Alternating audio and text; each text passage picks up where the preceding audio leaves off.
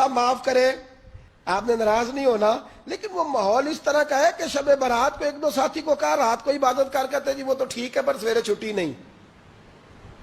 کام کرنا ہے۔ یعنی رب کہہ رہا ہے کہ تو آ جا شب برات کی رات، جو مانگے گا وہ تجھے، لیکن یہ ادھر نہیں توجہ کر رہا، یہ کہتا ہے سویرے 10 بجے دکان نہ کھلی تو مشکل ہو جائے گی،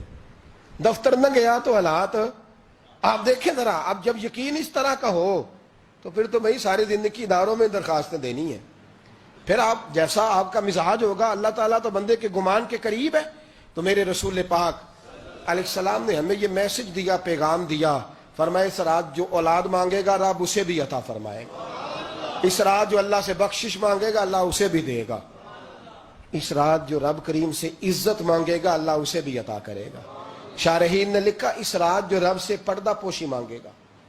اللہ اسے پردہ پوشی بھی عطا کرے گا، جو جنت کا سوالی ہوگا رب اپنے فضل سے عطا فرمائے گا۔ کوشش فرمائے، کوشش فرمائے۔ 10 محرم کو ہمارے ہاں لوگ جاتے ہیں قبرستان،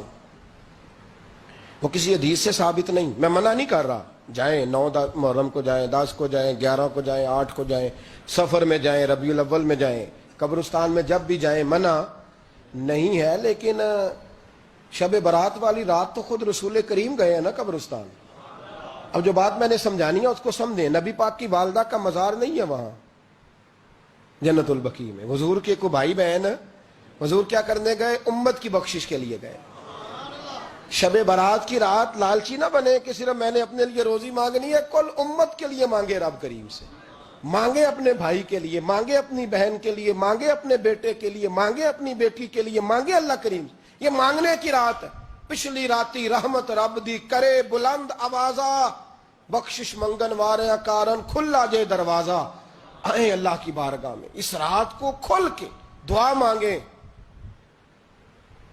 قبرستانوں میں نا کچھ قبریں ایسی ہیں کہ جو بتاتی ہیں کہ سالوں بیت گئے ہیں کوئی آیا نہیں،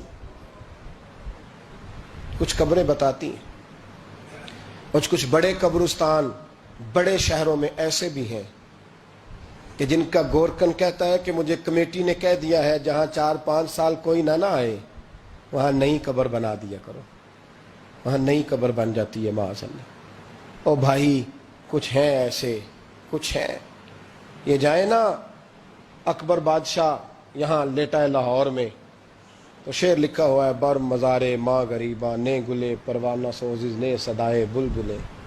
فارسی کا مقولہ لکھا ہے اس کی قبر پہ، کہتا ہے میں وہ غریب ہوں، اعلیٰ بادشاہ ہے مقبرے میں لیٹا ہے، کہتا ہے میں وہ غریب ہوں کہ نہ یہاں کوئی پروانہ آتا ہے نہ بلبل آ کے گیت گاتی،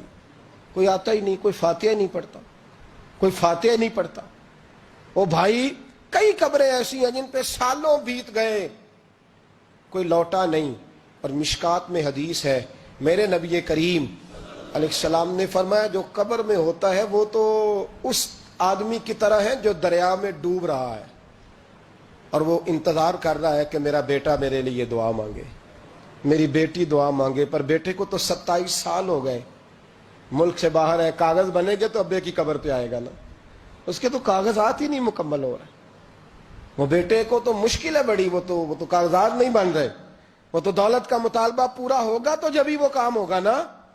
انتظار ہو رہا ہے قبروں میں میرا بیٹا دعا کرے، میرا بھائی دعا کرے، اور اگر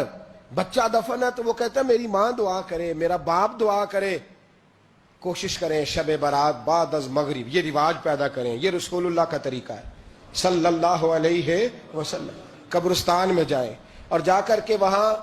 اللہ تبارک و تعالیٰ سے دعا مانگیں کہ یا اللہ جو اس قبرستان میں لیٹے ہیں وہ بھی، اور جو آج تک کلمہ پڑھنے والے دنیا سے گئے وہ بھی، اور جو قیامت تک جائیں گے وہ بھی، اے اللہ تو سب کی بخشش فرما دے۔ اللہ کی رحمت کو محدود نہ کریں کہ صرف مجھے بخش دے، اسے کہیں یا اللہ کل کی بخشش فرما۔ ساری امت کے لیے دعا کریں، شب برات کی رات نفل پڑھیں۔